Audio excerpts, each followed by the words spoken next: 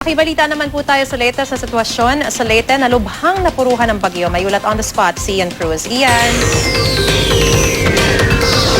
Yes, Marisa, hanggang sa mga sandaling ito nga ay tulong pa rin sa pagbuhos ng tubig at pagkain ng hiling ng ating mga kababayan dito sa Tacloban City matapos nga silang masalanta ng bagyong si Yolanda. Helpless na nga ang ating mga kababayan dito sa buong Tacloban City, ang aking binabanggit dahil nga sa kawalan ng makakain at maiinom. Kaya naman hindi rin maiwasan na magkaroon na nga ng looting sa iba't ibang mga establishmento. Nakausap natin kanina si Mayor Alfred Romualdez ng Tacloban City at nabanggit nga niya 95% umano ng kanyang syudad ang apektado nitong bagyong si Yolanda. Sa ngayon nga yung law and order ay kailangan daw na ma-restore, kaya naman ang hiling nila ay makapagpadala ang mga sundalo at mga pulis dito sa kanilang lugar upang maibalik nga yung kaayusan dito. Pero alam naman daw ni Mayor Romualdez na ginagawa ng national government ang lahat upang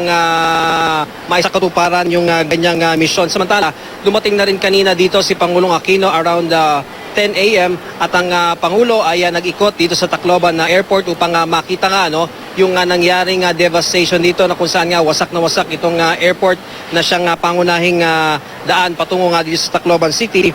At nakausap din ng Pangulo yung ilang mga tao na narito sa airport na nag-aabang ng flight ng C-130 at nabanggit ng mga nakausap ng Pangulo yung nangyari nga rito at na kailangan nga rin ng tulong, especially yung maiinom at makakain nila.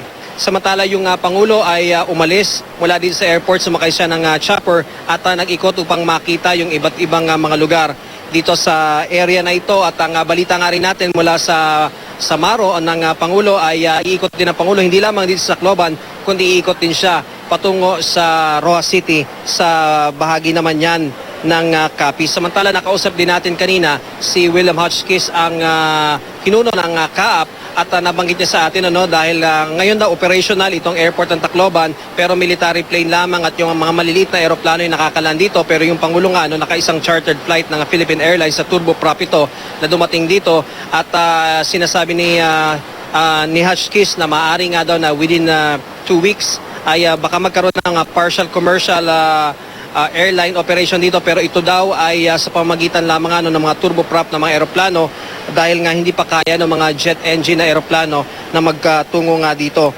dahil nga sa limit lamang dahil sa kawalan ng mga navigational aids ng mga eroplano. Nakausap din natin si Central Command Chief Lieutenant General Roy de Veratura ng AFP at pinaabot nga natin sa kanya yung mga hinaing ng mga tao na magkaroon ng karagdagang mga tropa rito ng sundalo at militar. At nabanggit nga ni General de Veratura na ito daw ay na-address na nila sa ngayon. Sa ngayon nga daw may mga naglalayag na mga tropa ng Philippine Navy na patungo nga dito sa Tacloban City Port. Meron na rin daw na mga dumating dito kanina mula sa Special Action Force, mga 100 katao ito kasama nung kanilang pinuno na si General Valmoria.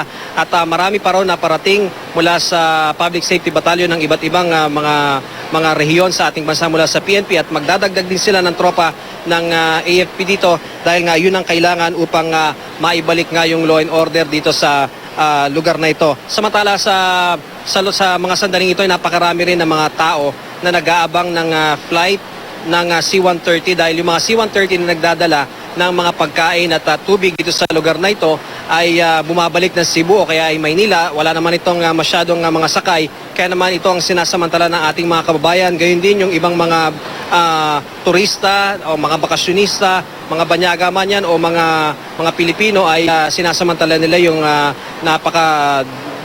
napakaraming mga flights ng C-130 papunta rito. Sa mga sandaling ito, wala pa rin tayong communication na establish dito sa iba't ibang mga telcos kaya yan din ang dinadalangin at inaasahan ng ating mga kababayan na sana raw mai-restore yung communication. Yung power naman, nakausap nga natin si Secretary Cherry Copitilla ng Department of Energy kahapon at sinabi niya sa atin na nasira yung karamihan sa mga transmission line nila, yung mga facility, kaya baka raw abutin pa ng isang buwan bago maibalik ng 100% yung power dito sa lugar na ito. So yun lang, Marisa, uulitin ko lang yung panawagan ng ating mga kababayan kung makapagpapadala ng napakaraming mga pagkain at lalo na yung mga maiinom na tubig ay kailangan yan sapagkat ito ang nagiging dahilan na nakikita ng ating mga otoridad kung may sapat na mga makakain at maiinom ang ating mga kababayan na nawala na nga ng bahay, wala pa sila makain at mainom,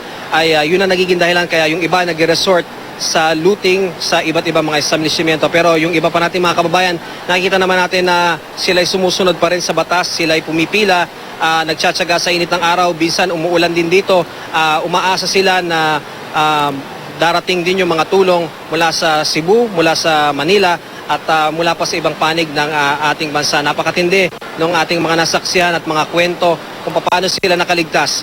At yun ang tanging hiling nila, sana'y matulungan sila ng ating pamahalaan. So yun muna Maris, ang latest mula rito sa Tacloban City. Balik sa inyo dyan sa Maynila. Siguradong makakarating ang tulong na yan. Maraming salamat, Ian Cruz, at ingat kayo dyan.